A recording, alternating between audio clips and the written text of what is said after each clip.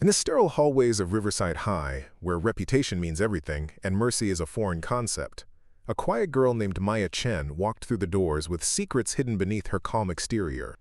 The bullies who ruled this school had no idea what they were dealing with when they decided to target her. When Tyler Brooks and his crew cornered Maya in the empty science lab after school, shoving a plastic bag over her head and holding it tight, they thought they'd found their next victim. They were dead wrong. What happened next would send shockwaves through every corner of Millbrook, Pennsylvania, and prove that sometimes the quietest storms are the most devastating. This is a story about hidden strength, calculated justice, and why you should never judge someone by their silence. Before we jump back in, tell us where you're tuning in from, and if this story touches you, make sure you're subscribed, because tomorrow I've saved something extra special for you. Maya Chen stepped out of her father's military-issued sedan into the crisp October air of Millbrook, Pennsylvania, her breath forming small clouds in the morning chill. The suburban town stretched before her like a watercolor painting, all neat lawns and white picket fences, a stark contrast to the bustling energy of San Diego she'd left behind. Her dark hair was pulled back in a simple ponytail, and she wore a plain navy sweater that did nothing to hint at the disciplined strength beneath. At 16, Maya had learned to blend into backgrounds, to observe before acting, lessons that had served her well in the 8 different schools she'd attended, thanks to her father's military career. Staff Sergeant Chen had been reassigned to Fort Harrison Base, and with it came another fresh start for Maya and her 12-year-old brother Jake. Their father meant well, but he understood barracks better than teenage social dynamics. He'd given her the standard pep talk about making friends and keeping her grades up, but Maya had stopped believing in the possibility of real connections years ago. People left, orders came, life moved on. It was easier to remain invisible than to invest in relationships that would inevitably end. Riverside High School loomed before them, a sprawling brick complex that housed nearly 2,000 students. Unlike the military bases where Maya had spent most of her life, this place buzzed with an energy that felt both exciting and dangerous. Students clustered in groups across the courtyard, their laughter carrying on the autumn wind. Maya clutched her schedule and map, mentally preparing for another round of introductions, awkward lunch periods, and the inevitable questions about where she'd come from. Her younger brother Jake bounded out of the car with the resilience that seemed to come naturally to military kids. He'd already made friends with 3 neighborhood boys before they'd even unpacked their boxes. Maya envied his ability to adapt so quickly, to trust so easily. She'd lost that gift somewhere between her mother's death 4 years ago and the parade of temporary homes that followed. The first bell rang across the campus, and Maya joined the stream of students flowing toward the main building. She'd perfected the art of walking with purpose while remaining unnoticed, a skill that had kept her safe in rougher schools and hostile environments. Her olive green backpack contained the essentials: notebooks, pens, and a small wooden keychain carved with the symbol of Pacific Coast Martial Arts Academy. It was the only piece of her old life she'd allowed herself to keep, a reminder of the discipline and focus that had once defined her days. Inside Riverside High, the hallways stretched endlessly in both directions, lined with lockers painted in the school colors of blue and gold. Maya consulted her schedule, noting that she'd been assigned locker 247, somewhere in the maze of corridors that seemed designed to confuse newcomers. The morning crowd was a mix of sleepy underclassmen and confident seniors, who moved through the space like they owned it. Maya observed their interactions with the detached interest of an anthropologist studying a foreign culture. Her first class was advanced biology with Mrs. Patterson, a stern woman in her 50s who barely looked up when Maya handed her the transfer paperwork. The classroom was filled with the familiar smell of formaldehyde and cleaning supplies, with black-topped lab tables arranged in pairs. Maya was directed to an empty seat in the 3rd row, next to a girl with shoulder-length blonde hair who was sketching detailed diagrams of cell structures in her notebook. The girl looked up as Maya settled into her chair, offering a small smile. "I'm Emma Williams," she whispered, careful not to draw the teacher's attention. "You're the new girl everyone's been talking about, right, Maya?"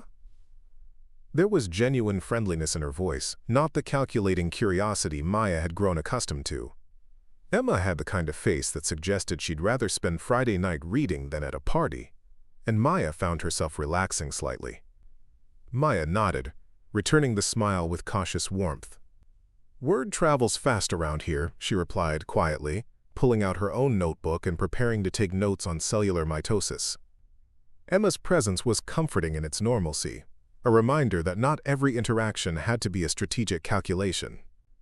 The morning classes passed in a blur of introductions and syllabus reviews. Maya's teachers were professional but distant, clearly accustomed to the steady stream of military families that rotated through Fort Harrison Base.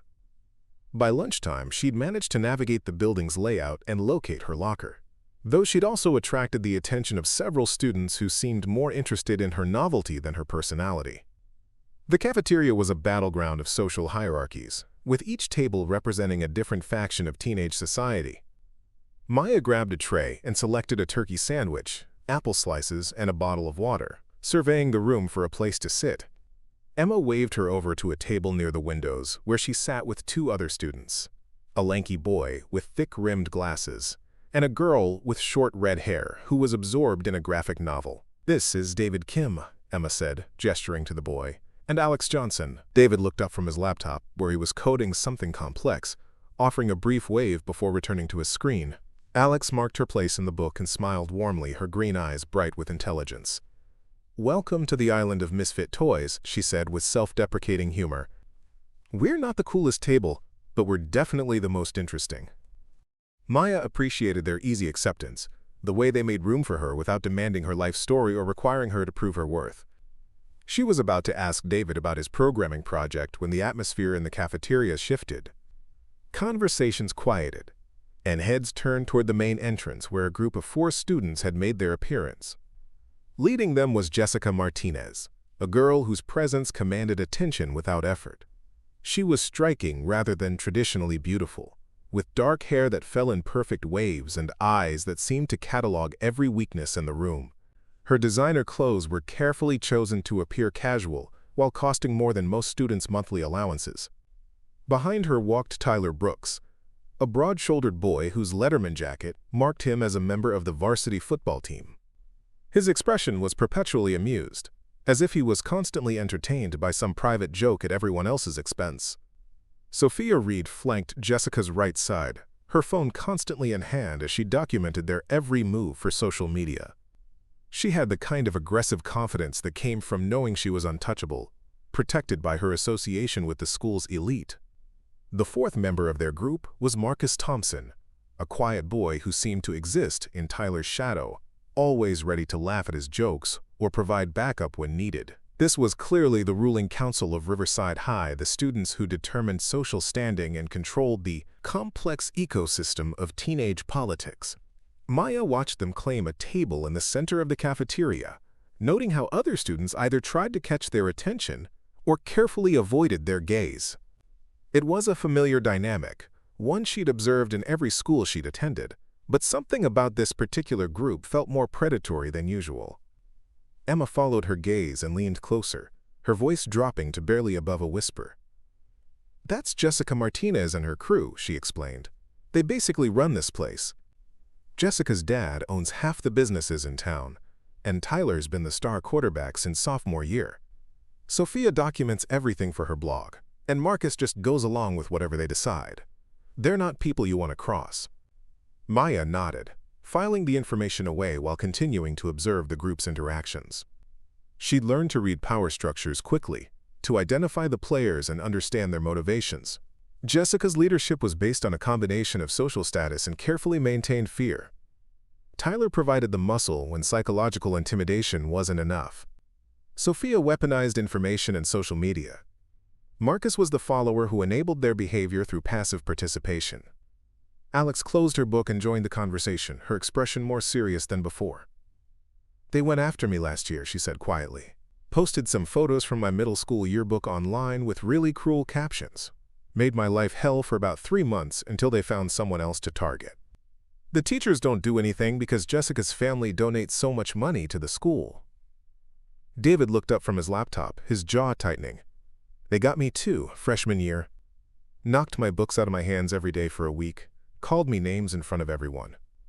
I tried to report it, but somehow the security cameras were always malfunctioning when incidents happened." His voice carried the bitter edge of someone who'd learned not to expect justice from official channels. Maya absorbed this information with growing concern.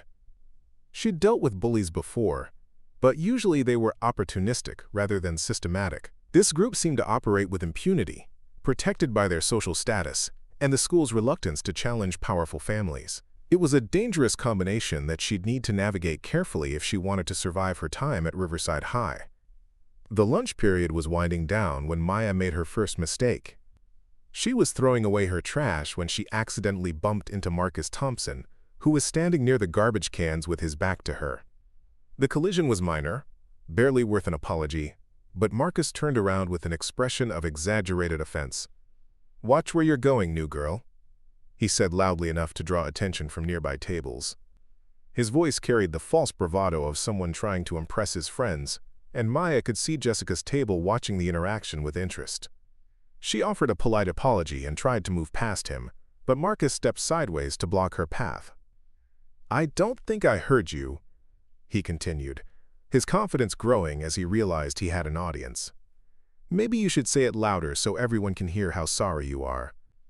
Maya felt the familiar tightness in her chest that came with confrontation, but she forced herself to remain calm. Her sensei's voice echoed in her mind, "Control your emotions, or they will control you."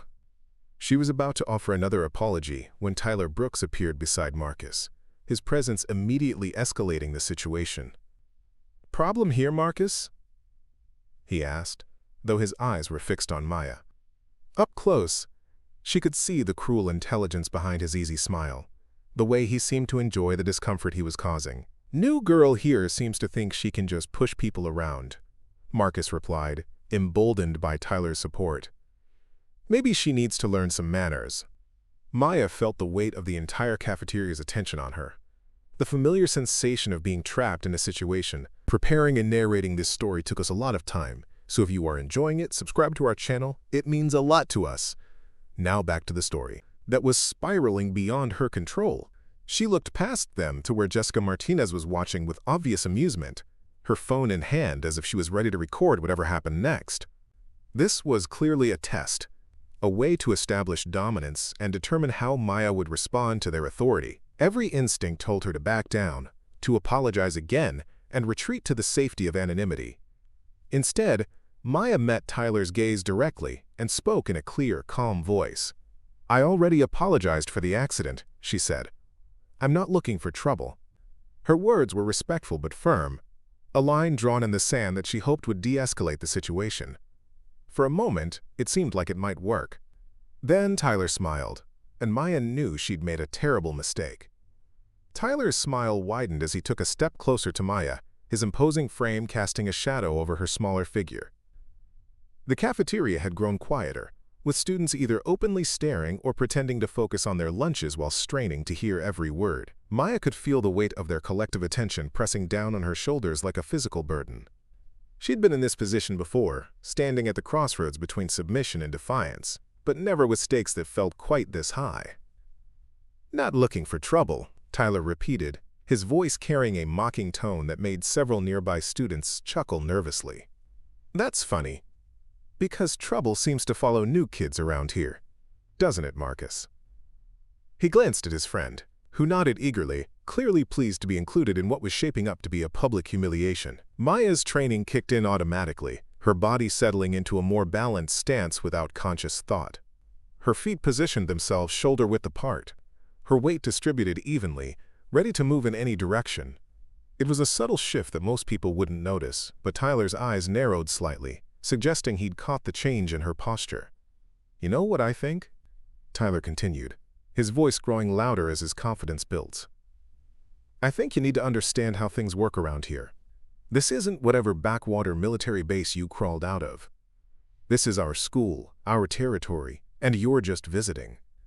His words carried the casual cruelty of someone who'd never faced real consequences for his actions. Maya felt her jaw tighten, but she forced herself to remain calm. Her sensei had taught her that emotional reactions were weaknesses to be exploited, that true strength came from controlling one's response to provocation. She could see Jessica Martinez leaning forward at her table, clearly enjoying the show, while Sophia Reed held her phone at an angle that suggested she was recording the entire interaction. "I understand perfectly," Maya replied, her voice steady despite the adrenaline coursing through her system. "I'm not here to cause problems for anyone. I just want to finish my lunch and go to class." She tried to step around Tyler again, but he moved to block her path more aggressively this time, his shoulder bumping against hers with obvious intent. The physical contact sent a ripple of excitement through the watching students. Maya heard Emma's sharp intake of breath from across the cafeteria, saw David starting to stand from his seat before Alex pulled him back down. They wanted to help, but they also understood that intervening would only make things worse for everyone involved. "See, that's where you're wrong," Tyler said, his voice dropping to a more menacing tone. "You don't get to just walk away when I'm talking to you. That's not how respect works." He reached out and grabbed Maya's arm, his grip tight enough to be painful without leaving visible marks. It was clearly a practiced move, designed to intimidate without providing evidence of assault. Maya looked down at his hand on her arm, then back up at his face. In that moment, she made a decision that would change everything. Instead of pulling away or showing fear, she spoke in a voice that carried across the entire cafeteria with crystal clarity. "You have 3 seconds to remove your hand from my arm," she said, her tone conversational but carrying an undertone of steel that made several students sit up straighter. 1. Tyler's grip tightened, his expression shifting from amusement to anger at her unexpected defiance. 2. The word hung in the air like a challenge, and Maya could see the calculation happening behind Tyler's eyes. He was realizing that this wasn't going according to his usual script, that Maya wasn't responding the way his previous victims had. Before she could reach 3, Tyler's other hand shot out toward her shoulder, clearly intending to shove her backward into the nearby wall. Maya's response was instantaneous and devastating. Her free hand came up in a precise circular motion, redirecting his incoming arm while simultaneously applying pressure to a nerve cluster just above his wrist. The technique was called kaiten nage in jujitsu, a redirection throw that used an opponent's momentum against them. Tyler's world suddenly tilted as he found himself being guided in a direction he hadn't intended to go. His feet left the ground briefly before he crashed into the nearby garbage cans with a tremendous clatter that echoed through the stunned cafeteria. The sound of his body hitting the metal containers was followed by the splash of discarded food and drinks cascading over him, staining his expensive clothes with a mixture of chocolate milk and leftover pizza sauce. The silence that followed was absolute. 200 students sat frozen in their seats, trying to process what they'd just witnessed. Tyler Brooks, the untouchable star quarterback who'd terrorized underclassmen for 3 years, was sitting in a pile of garbage while a girl half his size stood calmly beside him, not even breathing hard from the exertion. Maya looked down at him with an expression of mild concern, as if she was genuinely worried about his well-being. "Are you okay?" she asked, her voice carrying the same conversational tone she'd used to deliver her warning. "You should probably be more careful. These floors can be slippery." Tyler's face went through a spectrum of emotions in rapid succession: confusion, embarrassment, and finally rage. He scrambled to his feet, bits of lettuce and breadcrumbs falling from his jacket as he rose.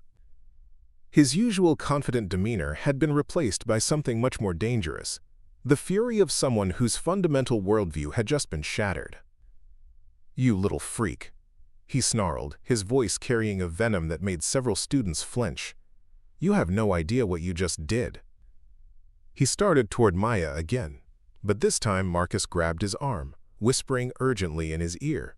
Maya could see the calculation in Marcus's eyes, the recognition that this situation had escalated beyond their usual games. From across the cafeteria, Jessica Martinez was already moving, her face a mask of cold fury. She understood better than Tyler that what had just happened wasn't just about physical dominance. Maya had publicly humiliated the enforcer of their social order, and that kind of defiance couldn't be allowed to stand. If other students started to believe that Tyler could be beaten, their entire power structure would collapse. "That was impressive," Jessica said as she approached, her voice carrying the kind of deadly calm that was far more frightening than Tyler's rage. "Very impressive. But you made a mistake, new girl. You think because you know a few moves, you can just walk in here and disrespect us." She stopped just outside Maya's reach, clearly having learned from Tyler's miscalculation. Maya turned to face her, recognizing the real threat in the room. Tyler was muscle, but Jessica was the brain behind their operation. She was the one who would plan Maya's destruction with methodical precision, who would turn her life into a living nightmare with strategic cruelty. "I didn't disrespect anyone," Maya replied, her voice maintaining the same calm tone despite the adrenaline still flooding her system. "I defended myself when someone put their hands on me without permission. That's not disrespect, that's self-preservation." Jessica's laugh was like breaking glass, sharp and cutting. "Self-preservation," she repeated, savoring the words. "You have no idea what that really means in this place, but you're gonna learn." She glanced around the cafeteria, noting the faces of every student who'd witnessed the exchange. "You're all going to learn." The bell rang, signaling the end of lunch period, and the spell was broken. Students began gathering their belongings and heading toward the exits, but Maya could feel their eyes on her as they passed. Some looks were admiring, filled with the kind of awe reserved for someone who'd done what they'd never dared to attempt. Others were fearful, understanding that Maya had just painted a target on everyone who associated with her. Emma appeared at Maya's side, her face pale but determined. "Are you okay?" she asked quietly, her eyes darting between Maya and Jessica's retreating form. That was incredible, but they're not going to let this go. Jessica doesn't forget, and she doesn't forgive." Maya nodded, already understanding the implications of what had just happened. She'd crossed a line that couldn't be uncrossed, made enemies who wouldn't rest until they'd destroyed her. But as she looked around the cafeteria at the faces of students who'd been Tyler's victims, she saw something else: hope. For the first time in years, someone had stood up to the bullies and won. "I know," Maya said quietly, gathering her backpack and preparing to face whatever came next. "But sometimes you have to take a stand, even when you know it's going to cost you." She looked at Emma, then at David and Alex, who were making their way over, their faces filled with concern and something that might have been pride. As they left the cafeteria together, Maya caught sight of Tyler near the bathroom, trying to clean garbage stains from his jacket while Marcus held court with a group of underclassmen, already spinning the story to minimize the damage to their reputation. She could see Sophia Reed in the corner, her phone pressed to her ear as she spoke in urgent whispers, probably coordinating with Jessica about their response. The afternoon classes passed in a blur of whispered conversations and stolen glances. Maya's teachers seemed oblivious to the undercurrent of tension that followed her through the hallways, but her fellow students were hyper-aware of her presence. Some nodded respectfully as she passed, while others gave her a wide berth, clearly not wanting to be associated with someone who declared war on the school's ruling elite. By the time the final bell rang, Maya had received 3 different warnings from well-meaning students about Jessica's reputation for revenge. She'd heard stories about previous students who'd crossed the popular clique, tales of social media harassment, academic sabotage, and systematic isolation that had driven more than one student to transfer schools or drop out entirely. Maya walked toward her locker, her mind already turning to the challenges ahead. She'd won the first battle, but the war was just beginning. Jessica Martinez and her crew had resources, connections, and 3 years of experience in psychological warfare. They knew the school systems, had allies among the faculty, and commanded the loyalty of dozens of students who feared them more than they respected justice. But Maya had advantages too. Her military background had taught her discipline and strategic thinking. Her jujitsu training had given her confidence and the ability to stay calm under pressure. Most importantly, she'd learned from her father's career that sometimes the only way to deal with bullies was to show them that their targets could fight back. As she reached her locker, Maya found a note tucked into the vents, written in elegant handwriting that could only belong to Jessica Martinez. The message was simple but chilling. "You think you're tough? Meet me in the parking lot after school. Let's see how tough you really are." Maya read the note twice, then carefully folded it and placed it in her pocket. She could feel eyes on her from down the hallway, students who were waiting to see how she would respond to the challenge. Some probably hoped she would back down, restore the natural order that had been disrupted by her defiance. Others might be hoping she would accept, giving them a chance to witness another upset in the established hierarchy. Maya closed her locker and shouldered her backpack, her decision already made. She'd spent too many years running from confrontation, letting bullies dictate the terms of her existence. Her mother's death had taught her that life was too short to spend it in fear, and her father's example had shown her that sometimes standing up for what's right required accepting personal risk. The parking lot was already crowded when Maya arrived, with what seemed like half the school forming a loose circle around the area where Jessica waited. Word had spread quickly through the building, carried by text messages and social media posts that had turned the confrontation into the most anticipated event of the semester. Jessica stood near the hood of an expensive silver sedan, her posture relaxed but her eyes burning with cold fury. She'd changed from her school clothes into dark jeans and a fitted black top that allowed for easier movement. Tyler flanked her right side, his earlier humiliation replaced by eager anticipation of revenge. Sophia documented everything with her phone, while Marcus lingered at the edge of the crowd, clearly uncomfortable with the escalation but too afraid to speak up. Maya approached steadily, her breathing controlled and her mind clear. She could feel the weight of every student's attention, the collective held breath of an audience that had never seen anyone challenge Jessica's authority so directly.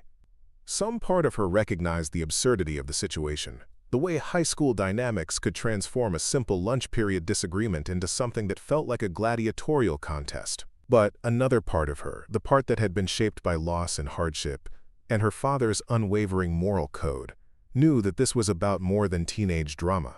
This was about whether people like Jessica Martinez could continue to terrorize others without consequences, whether strength would always be defined by the ability to inflict pain rather than the courage to endure it. As Maya stopped just outside Jessica's reach, she could see the surprise in the other girl's eyes. Jessica had clearly expected fear, submission, or at least hesitation. Instead, she was facing someone who seemed completely at peace with the situation, someone who had already calculated the risks and chosen to proceed anyway. "Last chance to apologize," Jessica said, her voice carrying across the parking lot with theatrical authority. "Get on your knees, admit you were wrong, and maybe I'll let you transfer to another school with your dignity intact."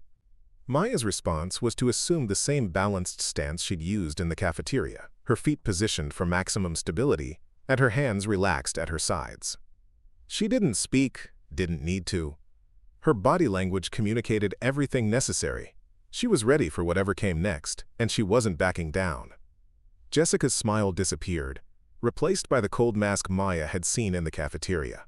"Have it your way," she said, and lunged forward with surprising speed and fury. The real fight was about to begin. Jessica's attack came with the fury of someone who'd never been challenged before, her manicured nails aimed directly at Maya's face. The crowd around them pressed closer, phones raised to capture what they assumed would be a brutal beating of the new girl who dared to upset the established order. Maya could hear the excited murmurs of students who'd been waiting months for someone to take Jessica down, mixed with the nervous whispers of those who feared what would happen if their queen bee was dethroned.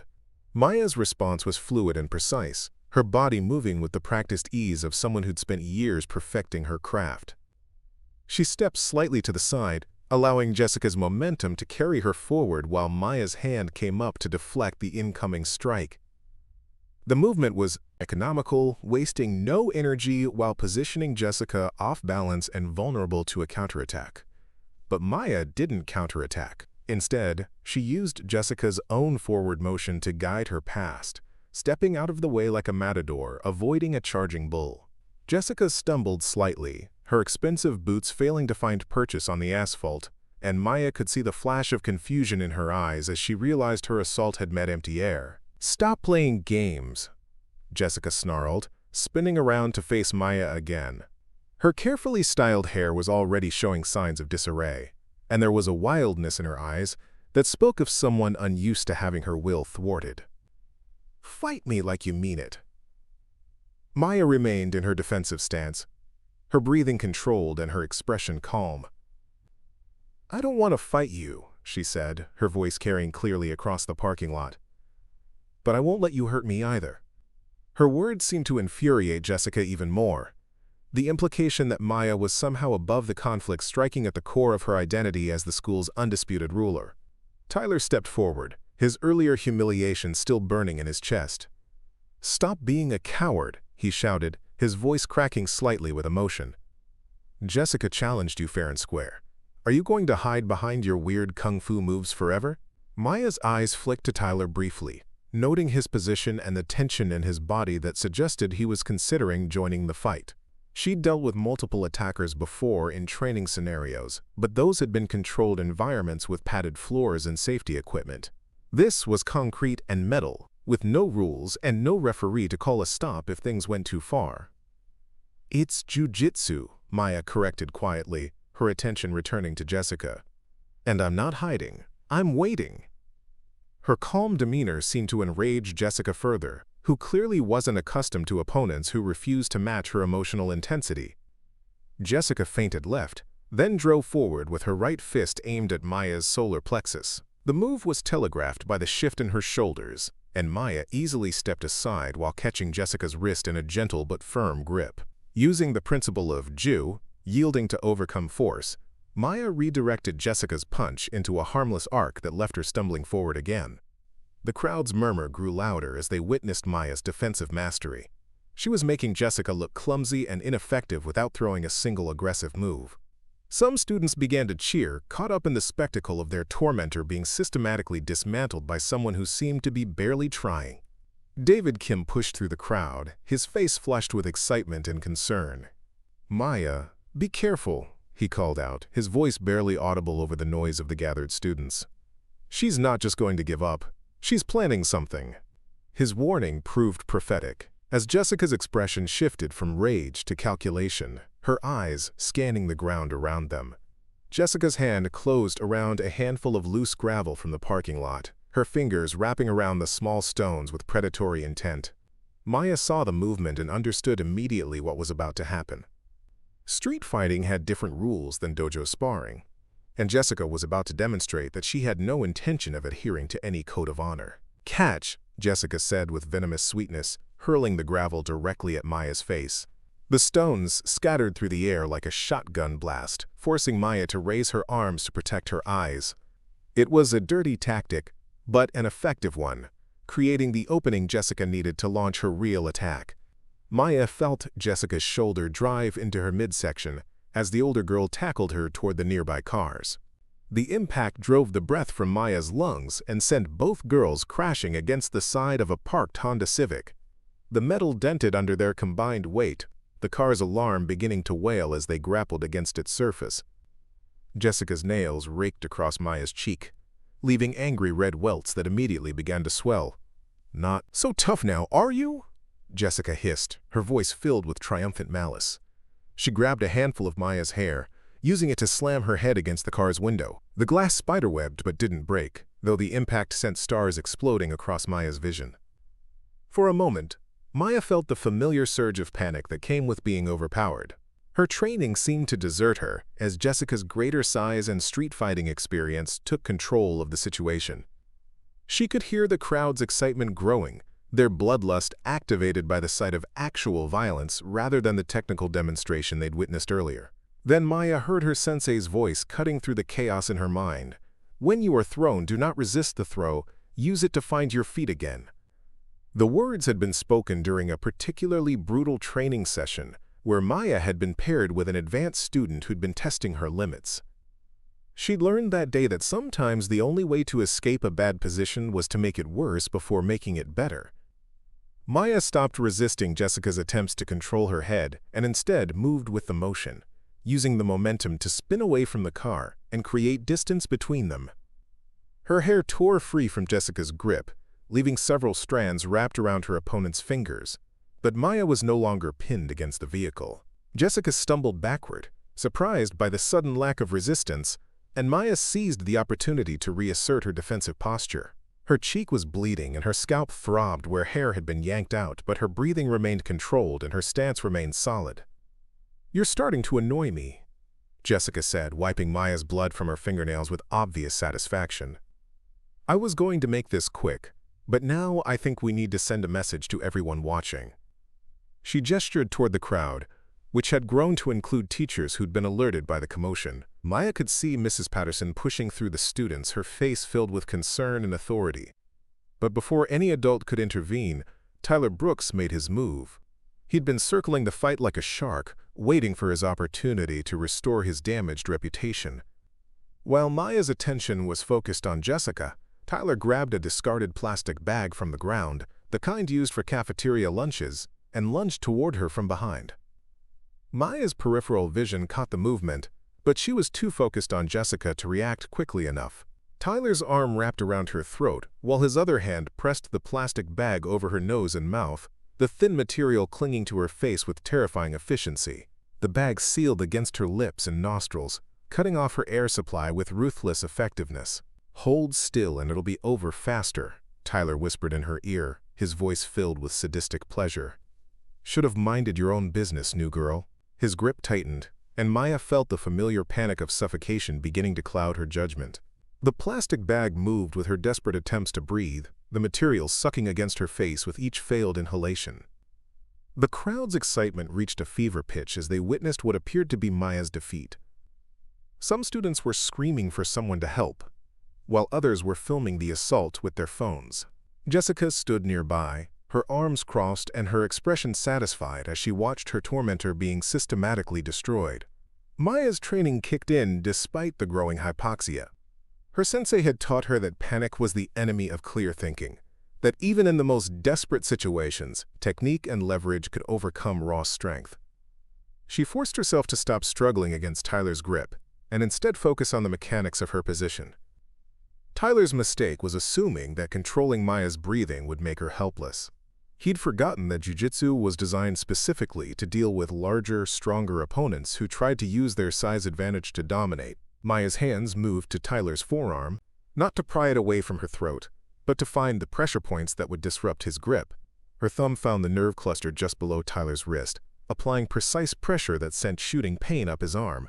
His grip loosened involuntarily, and Maya immediately ducked under his arm while simultaneously grabbing his shoulder and hip. The movement was called seoinage, a shoulder throw that used an opponent's forward momentum against them. Tyler's world flipped upside down as Maya's technique sent him flying over her shoulder. He landed hard on the asphalt, the plastic bag fluttering away in the autumn breeze like a malevolent butterfly. The impact drove the air from his lungs and left him gasping on the ground, his Letterman jacket torn and dirty from the rough landing. Maya stood over him, the plastic bag's imprint still visible on her face, but her breathing rapidly returning to normal. Her expression was no longer calm or defensive. There was something harder there now, something that made several students step back instinctively. "That's attempted murder," Maya said, her voice carrying a coldness that made Tyler flinch. "You tried to suffocate me with a plastic bag." Her words cut through the crowd's excitement like a blade, reminding everyone that they'd just witnessed something far more serious than a typical school fight. Mrs. Patterson finally broke through the crowd, her face pale as she took in the scene. Tyler was still on the ground, Jessica was standing nearby with blood on her fingernails, and Maya bore the clear marks of assault on her face and throat. The teacher's eyes went wide as she spotted the discarded plastic bag, understanding immediately what had nearly happened. "Everyone back to the building immediately," Mrs. Patterson commanded, her voice carrying the authority of someone who'd dealt with serious situations before. "I'm calling the police and the principal. This is over." Her words scattered the crowd like startled birds, students suddenly realizing that they'd witnessed something that would have serious legal consequences. But Jessica wasn't finished. As the crowd began to disperse, she pulled out her phone and began typing rapidly. Maya could see the venomous satisfaction on her face as she composed what was clearly a social media post designed to control the narrative of what had just happened. "This isn't over," Jessica said, her voice low enough that only Maya could hear. "You have no idea what you've just started. By tomorrow morning, everyone in this school will know exactly what kind of person you really are." Her threat was delivered with the confidence of someone who'd weaponized social media to destroy reputations before. Maya looked at Jessica's phone, then back at her face. "Go ahead," she said quietly. "Post whatever you want. But remember that everyone here saw what really happened. They saw Tyler try to suffocate me with a plastic bag. They saw you attack me with your nails and slam my head against a car. Think carefully about what story you want to tell." Jessica's confidence wavered slightly as she realized the implications of Maya's words. In her rage, she'd forgotten that her usual tactics of spreading rumors and manipulating narratives wouldn't work when dozens of students had witnessed the truth. Her phone remained in her hand, but her fingers had stopped moving across the screen. Tyler struggled to his feet, his face flushed with embarrassment and rage. "This isn't over," he echoed Jessica's words, but his voice lacked conviction. He'd been thrown to the ground twice in one day by someone half his size, and the humiliation was eating at him like acid. Maya turned to face both of them, her posture relaxed but ready. "It is over," she said with quiet finality. "It's over because if either of you comes near me again, I'll make sure the whole school sees exactly what happens when bullies pick on someone who can defend themselves." Her words carried the weight of absolute certainty, and both Jessica and Tyler seemed to shrink slightly under her gaze. As the parking lot emptied and the teachers began their investigation, Maya stood alone among the scattered debris of the fight. Her face was marked with scratches. Her throat bore the imprint of Tyler's attempt to strangle her, and her hair was disheveled from Jessica's attack.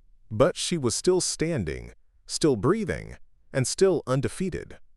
The real consequences of what had happened were just beginning to unfold, but Maya knew that she'd crossed a line that couldn't be uncrossed. She'd shown the entire school that their tormentors could be beaten, that bullies were only as powerful as people allowed them to be.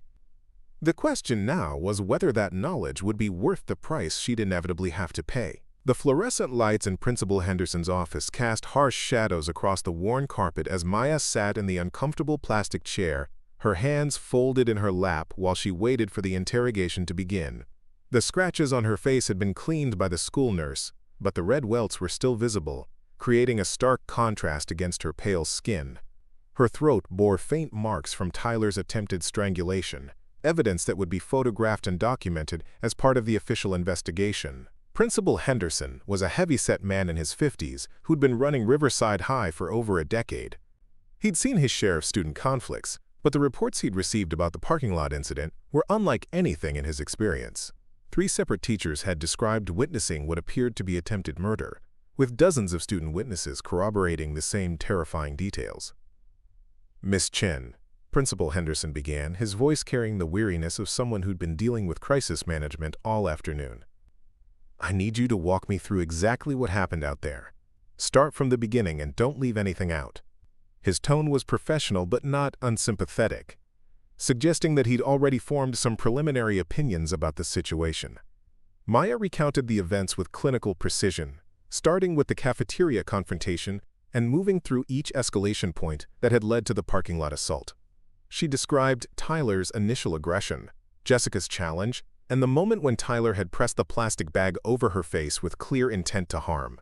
Her voice remained steady throughout the narrative, though her hands trembled slightly when she reached the part about struggling to breathe. "The bag was over your nose and mouth for approximately how long?"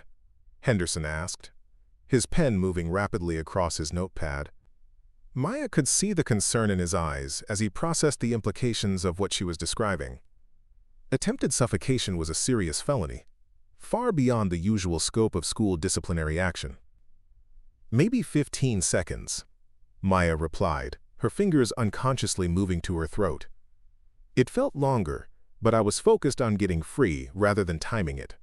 She could still feel the phantom sensation of the plastic clinging to her face, the desperate panic of being unable to draw breath while Tyler's weight pressed down on her from behind. Henderson nodded grimly and made another note. "And your response to this attack was what exactly?" His question was carefully phrased, and Maya could sense that her answer would determine whether she faced disciplinary action alongside her attackers. "I used a jujitsu technique called seoi nage to throw him off me," Maya said simply. "It's a defensive move designed to get an attacker away from you as quickly as possible. I wasn't trying to hurt him, just to create distance so I could breathe again." Her explanation was technically accurate, though it failed to capture the satisfaction she'd felt when Tyler hit the asphalt. The office door opened and Staff Sergeant Chen entered with the rigid posture of someone who'd been called away from important duties. He was still wearing his military uniform, the pressed fabric and polished insignia creating a stark contrast to the casual atmosphere of the high school. His eyes immediately found Maya's injuries, and she could see his jaw tighten as he processed the evidence of the assault. "Sir," Maya said, straightening in her chair out of habit. The formal address felt strange in the school setting, but military protocols were deeply ingrained in their family dynamic. Her father's presence brought a sense of security that she hadn't realized she'd been missing. "At ease, Maya," Staff Sergeant Chen replied, his voice carrying the kind of controlled anger that Maya had rarely heard from him. He turned to Principal Henderson with the focused intensity of someone accustomed to dealing with serious situations. "I understand my daughter was attacked by multiple students. What's being done to address this?" Principal Henderson shifted uncomfortably in his chair, clearly recognizing the authority in the staff sergeant's bearing.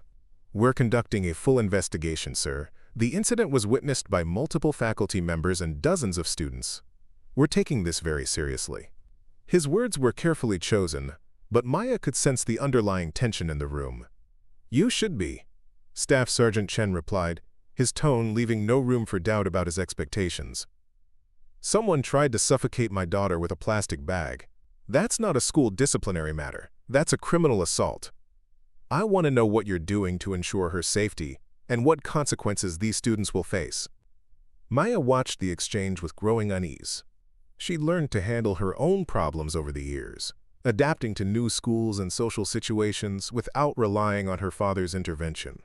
But seeing him in full protective mode reminded her that she wasn't truly alone in this fight, that there were adults who would stand up for her when the system failed. Henderson pulled out a thick folder and opened it on his desk. "Tyler Brooks and Jessica Martinez have both been suspended pending a full investigation. We've also contacted the police, who will be conducting their own inquiry into the assault charges. The district attorney's office has been notified due to the serious nature of the incident." "What about the other students involved?" Staff Sergeant Chen asked, his military training evident in his systematic approach to gathering information. Maya mentioned that there were multiple attackers and that this was the culmination of ongoing harassment. Maya felt a flash of guilt at involving her father in the school's politics, but she also recognized that she was in over her head.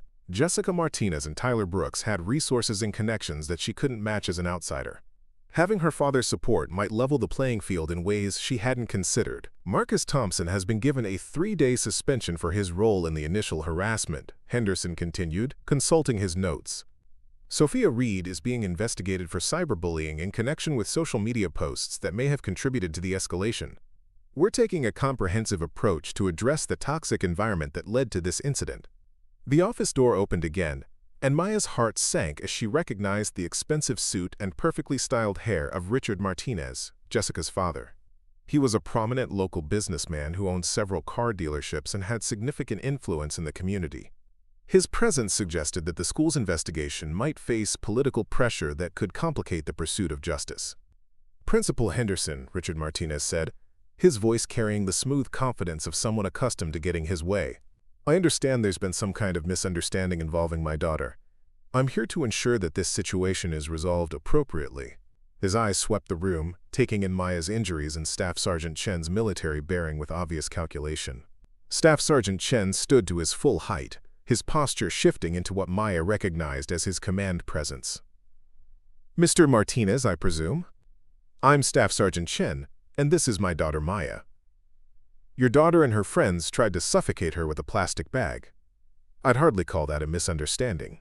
The tension in the room became palpable as the two men sized each other up.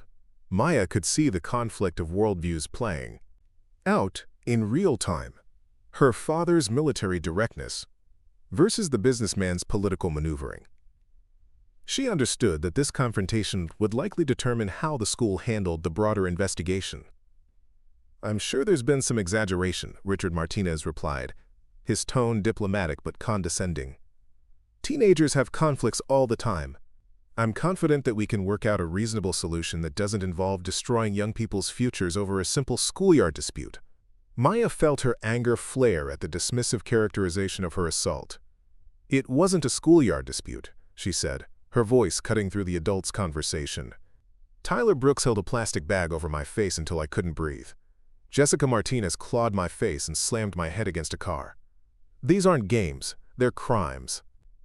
Richard Martinez's expression hardened slightly as he focused on Maya for the first time. "Young lady, I understand you're upset, but making wild accusations isn't going to help anyone. My daughter is a good student with an excellent reputation. I find it hard to believe she would engage in the kind of behavior you're describing. The behavior was witnessed by multiple faculty members and recorded by student cell phones, Principal Henderson interjected, clearly uncomfortable with the direction the conversation was taking. We have extensive documentation of what occurred, including photographic evidence of the injuries sustained by Miss Chen.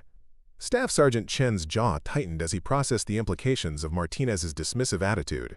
Are you suggesting that my daughter is lying about being assaulted? Because I can assure you that she's been raised to tell the truth, regardless of the consequences. Maya could see the calculation happening behind Richard Martinez's eyes as he realized that his usual tactics of intimidation and political pressure might not work against a military family. Staff Sergeant Chen had dealt with much more dangerous situations than small-town politics, and his daughter had clearly inherited his unwillingness to back down from confrontation. Of course not, Martinez replied, his tone becoming more conciliatory. I'm simply suggesting that perhaps the situation has been blown out of proportion. Kids make mistakes, and I believe in giving them the opportunity to learn from those mistakes rather than destroying their futures with criminal charges.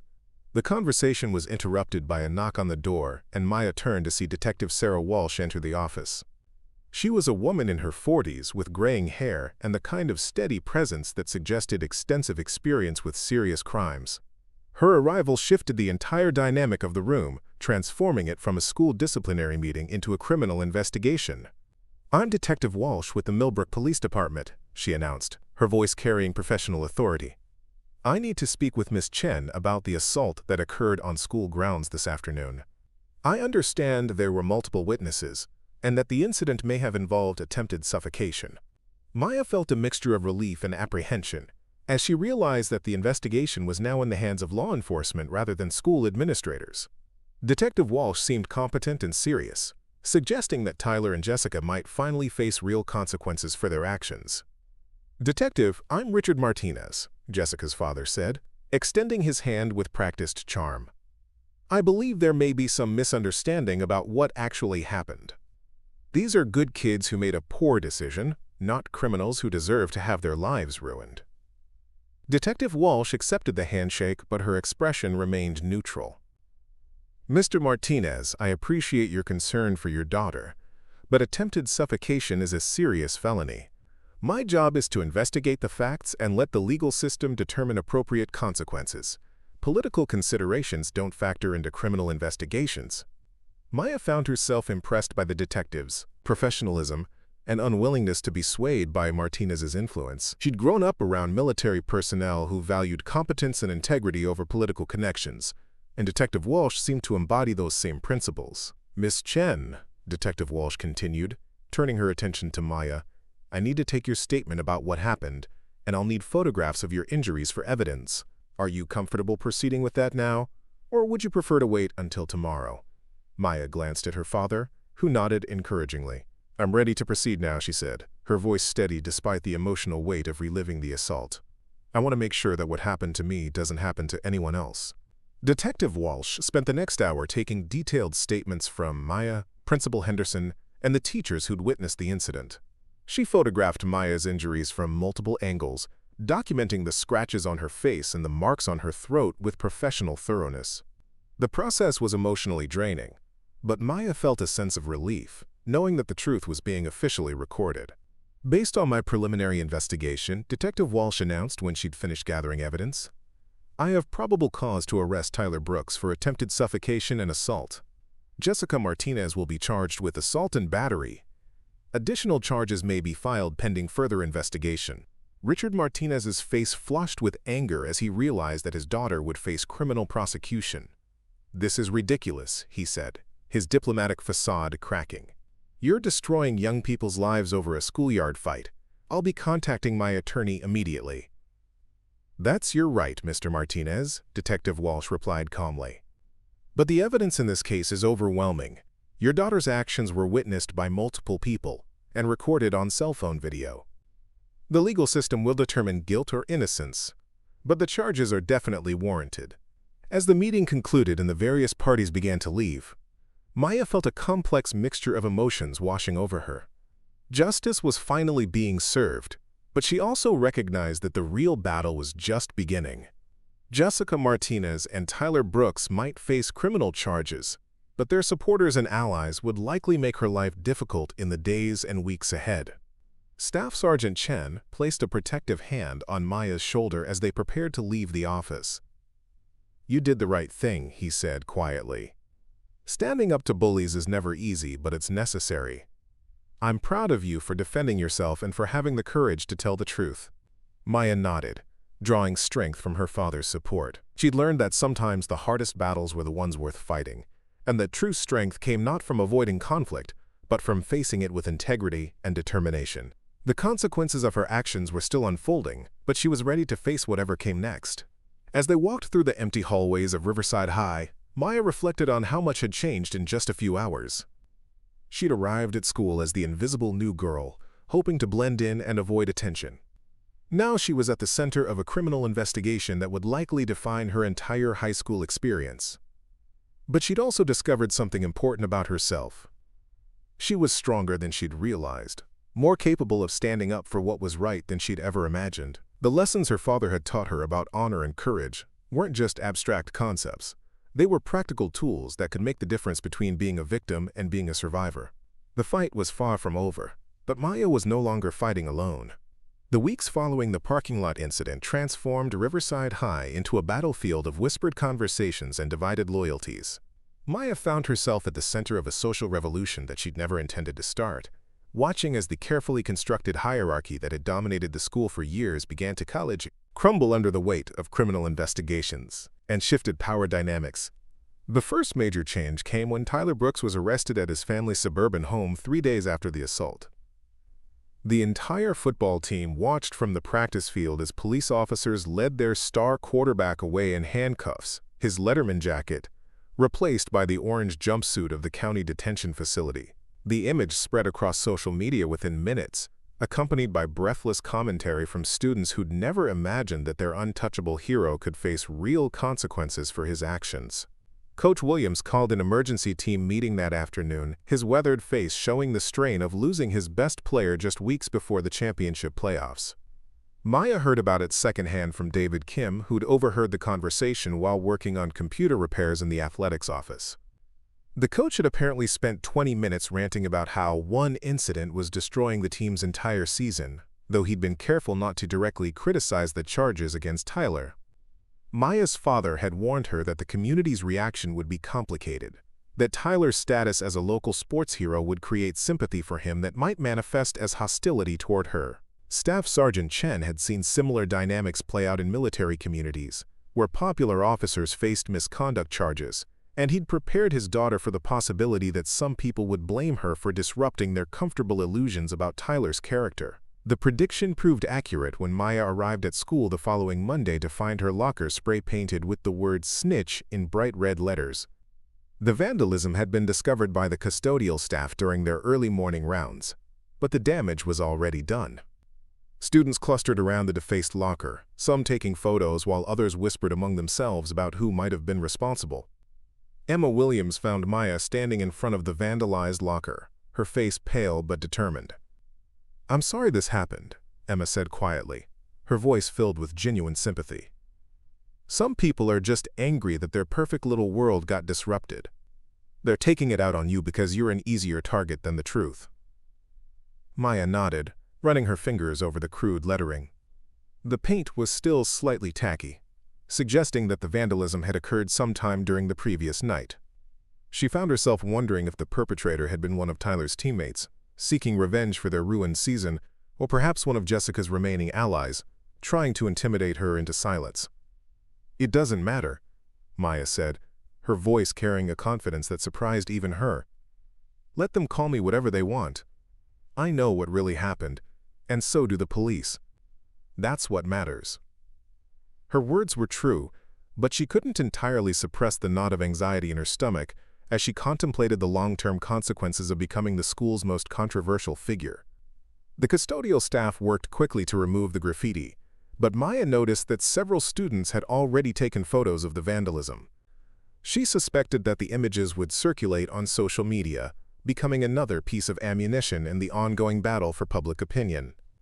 The realization that her every move was being scrutinized and documented was exhausting, but she forced herself to maintain her composure. Detective Walsh called that evening to inform Maya that Jessica Martinez had also been arrested, though her father's legal connections had secured her release on bail within hours. The detective's voice carried a note of frustration as she explained that Richard Martinez had hired one of the state's most expensive criminal defense attorneys, a man known for his ability to get charges reduced or dismissed entirely. "Don't let it discourage you," Detective Walsh said, her tone reassuring but realistic. "The evidence in this case is strong, and the district attorney's office is committed to pursuing justice. Wealthy defendants often try to intimidate victims and witnesses, but the legal system doesn't work that way. Your testimony and the physical evidence will speak for themselves." Maya appreciated the detective's encouragement, but she also understood that the legal process would be long and difficult. Criminal cases could take months or even years to resolve, and she'd have to live with the social consequences of her decisions throughout that entire period. The thought of spending the rest of her high school career as a pariah was daunting, but she reminded herself that the alternative would have been accepting continued victimization. The social dynamics at Riverside High shifted dramatically as news of the arrests spread throughout the community. Students who'd previously been too intimidated to speak out against Jessica's crew began sharing their own stories of harassment and abuse. Maya found herself approached by underclassmen who'd been terrorized by Tyler's physical intimidation, and by girls who'd been socially destroyed by Jessica's calculated cruelty. One of the most powerful testimonies came from a junior named Rachel Torres, who'd been Jessica's target during the previous semester. Rachel had been an honors student and talented artist before Jessica had decided that her growing popularity posed a threat to the established social order. The campaign of harassment that followed had been methodical and devastating, involving fabricated rumors about Rachel's sexuality, doctored photos posted to social media, and systematic isolation from her former friend groups. Rachel approached Maya during lunch period, her hands shaking slightly as she spoke. "I wanted to thank you," she said, her voice barely above a whisper. "What you did took incredible courage. I tried to fight back when Jessica came after me, but I didn't know how. I ended up switching schools because I couldn't take it anymore." Her words highlighted the long-term damage that Jessica's reign of terror had inflicted on countless students over the years. Maya felt a heavy weight of responsibility settling on her shoulders as she listened to Rachel's story. She'd acted primarily in self-defense, but her actions had inadvertently opened the floodgates for other victims to come forward. The realization that she'd become a symbol of resistance was both empowering and terrifying, particularly given the uncertain outcome of the criminal proceedings. The breaking point came when Sophia Reed, Jessica's former lieutenant, approached Maya with information that would change everything. Sophia had been facing her own legal troubles related to the cyberbullying charges, and her parents had apparently decided that cooperating with authorities was preferable to facing the full consequences of her actions. "I need to talk to you," Sophia said, cornering Maya in the library during study hall.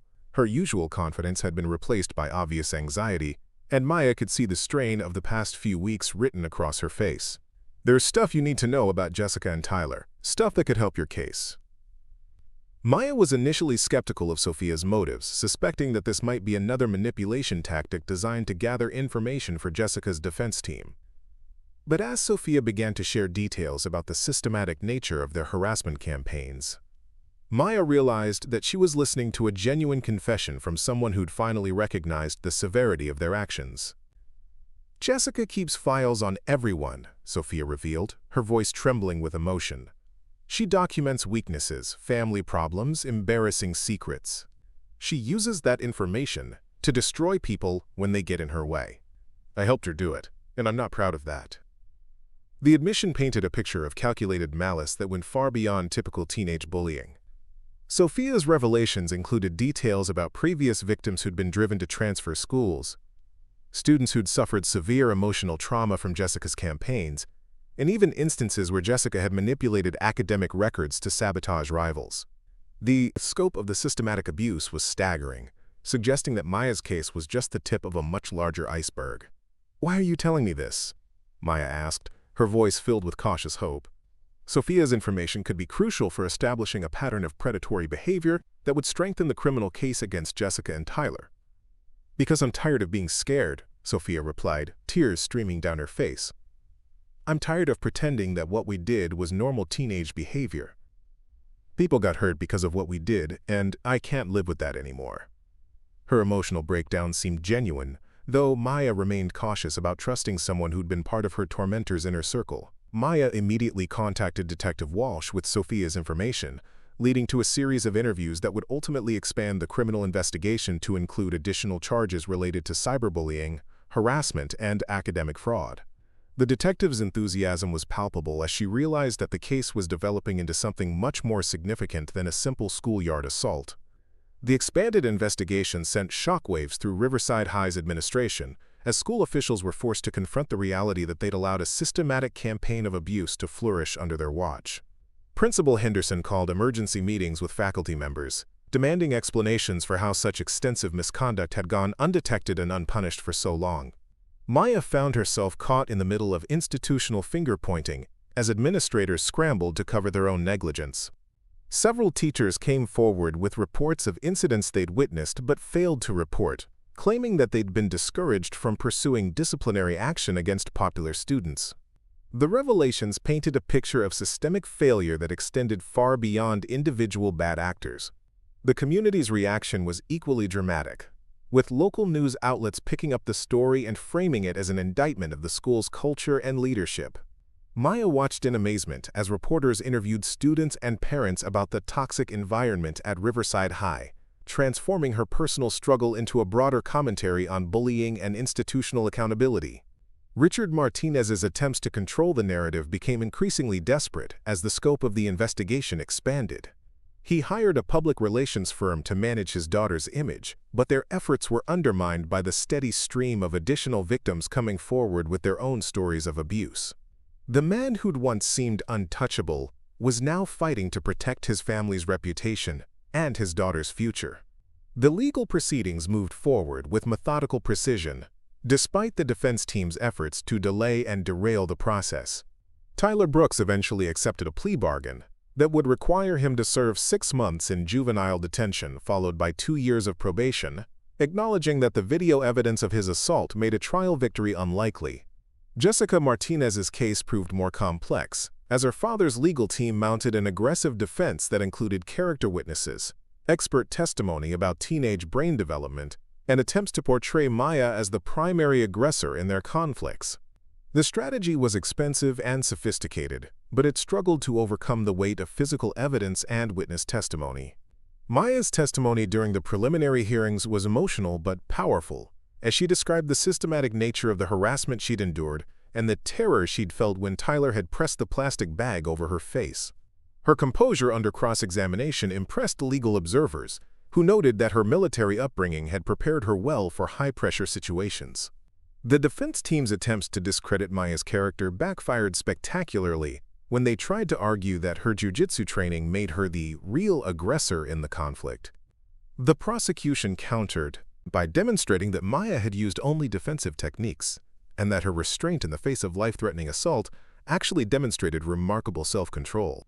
The turning point came when the prosecution introduced evidence from Sophia Reed's cooperation, including detailed documentation of Jessica's previous harassment campaigns and the systematic nature of her abuse.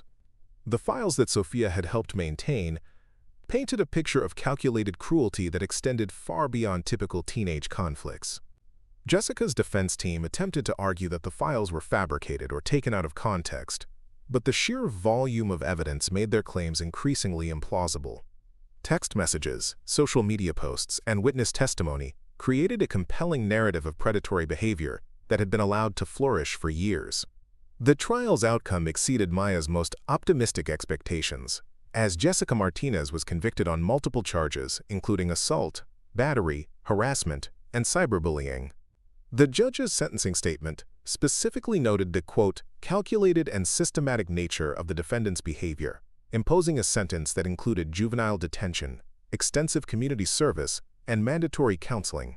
Maya felt a complex mixture of relief and sadness as she listened to the verdict. Justice had been served, but the process had been exhausting and emotionally draining. She'd learned that standing up to bullies required not just physical courage, but also the psychological resilience to endure months of legal proceedings and social scrutiny. The aftermath of the trial brought unexpected changes to Riverside High's culture and leadership. Principal Henderson announced his early retirement, acknowledging that the school needed, quote, fresh leadership to address the systemic problems that had been exposed during the investigation. Several teachers were reassigned or terminated for their failure to report incidents of harassment and abuse.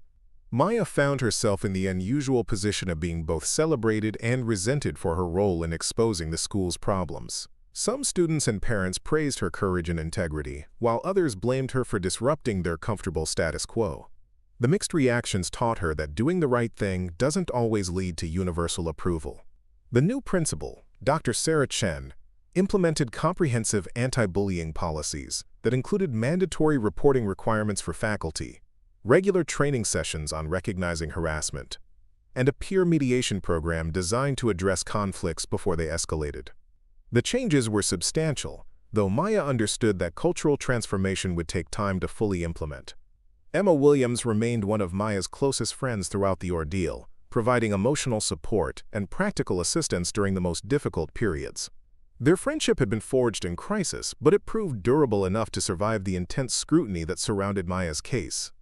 David Kim used his technical skills to help Maya monitor social media for harassment and threats, documenting incidents that could be reported to authorities. His quiet loyalty and practical support proved invaluable during the months when Maya felt isolated and overwhelmed by the attention her case had attracted. Alex Johnson organized a student support group for bullying victims, creating a safe space for students to share their experiences and develop coping strategies. The group's formation was directly inspired by Maya's courage in speaking out, though Alex was careful to focus on healing rather than revenge. Maya's relationship with her father deepened during the trial proceedings, as Staff Sergeant Chen provided both emotional support and practical guidance about dealing with legal and media pressure. His military experience with high-stakes situations helped Maya maintain her composure during the most challenging periods. The criminal convictions led to civil lawsuits against both the perpetrators and the school district, as victims sought compensation for the direct emotional, and academic damage they'd suffered. Maya's family ultimately received a significant settlement that would help pay for college and therapy, though the money couldn't fully compensate for the trauma she'd endured. Tyler Brooks's football career was permanently ended by his criminal conviction, as college recruiters withdrew their scholarship offers, and his juvenile record made him ineligible for most competitive programs. The consequences extended beyond his personal ambitions, as his teammates struggled to rebuild their program's reputation and culture. Jessica Martinez's conviction resulted in her expulsion from Riverside High and rejection from several colleges that had initially shown interest in her applications.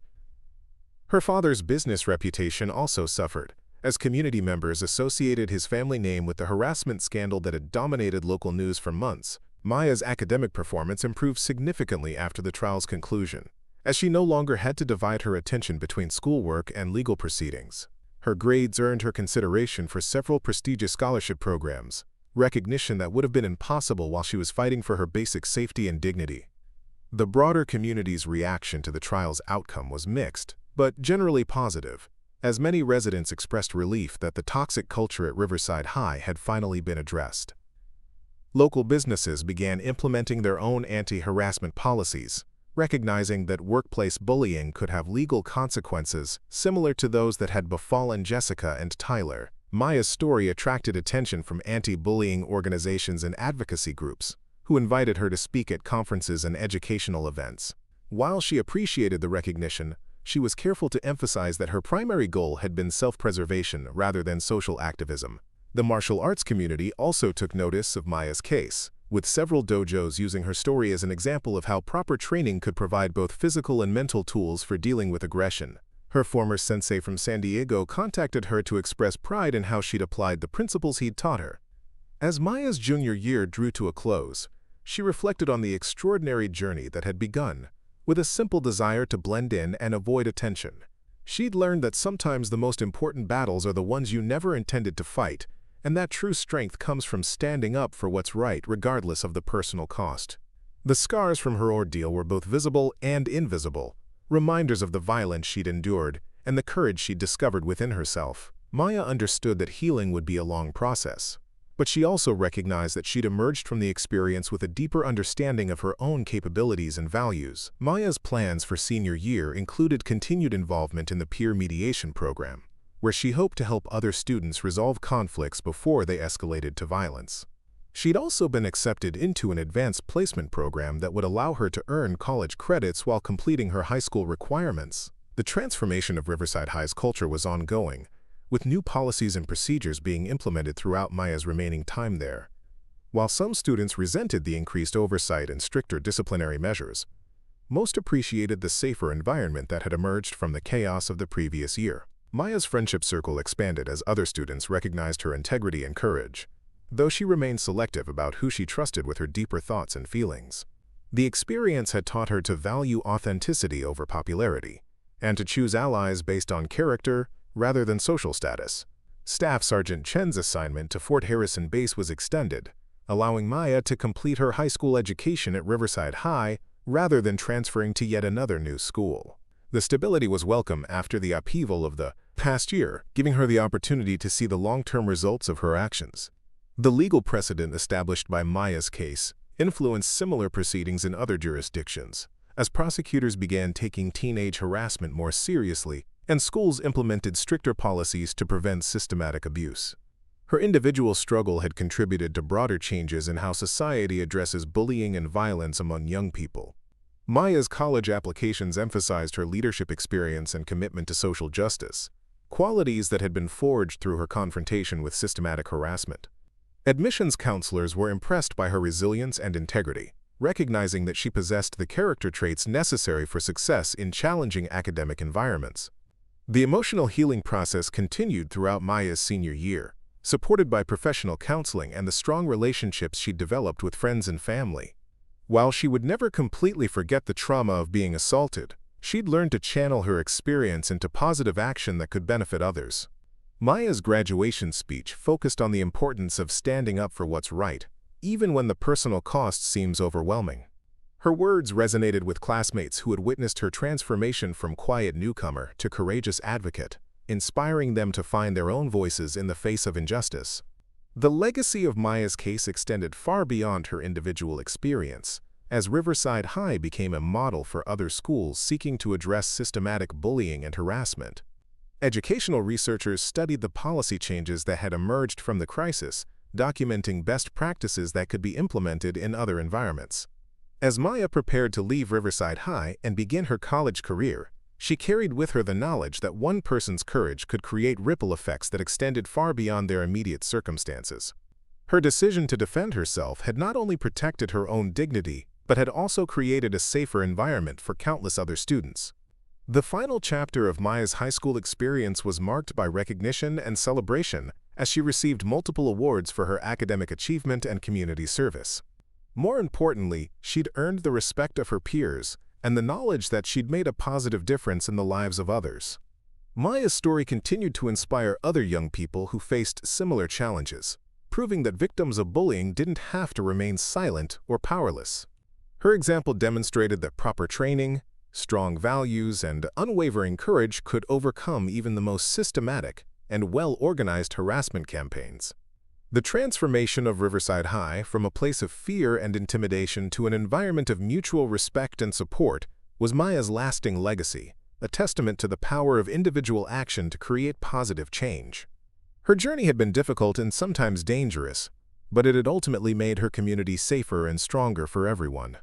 As Maya walked across the graduation stage and accepted her diploma, she looked out at the assembled crowd with a sense of accomplishment that went far beyond academic achievement. She learned that true education comes not just from textbooks and lectures, but from the courage to stand up for what's right and the determination to see justice through to its conclusion. The applause that greeted Maya's graduation was heartfelt and sustained, recognition from a community that had witnessed her transformation from victim to victor. Her story had become part of Riverside High's history, a reminder that individual courage could overcome systematic oppression and create lasting positive change. Maya's future was bright with possibility, supported by the strength and wisdom she'd gained through her ordeal. She understood that challenges would continue to arise throughout her life, but she also knew that she possessed the tools and character necessary to face them with integrity and courage. The lessons learned at Riverside High would serve Maya well in college and beyond, as she pursued her dreams with the confidence that comes from having survived the worst and emerged stronger. Her story was a testament to the power of standing up for what's right, regardless of the personal cost or the odds against success. Up next, you've got two more standout stories right on your screen. If this one hit the mark, you won't want to pass these up. Just click and check them out.